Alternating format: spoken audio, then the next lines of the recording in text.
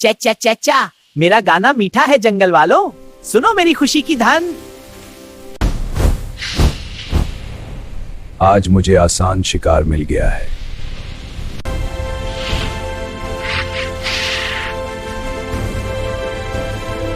तोता फौरन एक घने दरख्त के पत्तों में छुप गया। चील ने बहुत तलाश किया, लेकिन वो तोते को ना ढूंढ सकी। तोता महफूज था। उसने सीखा कि अक्ल और समझदारी से बाला असर।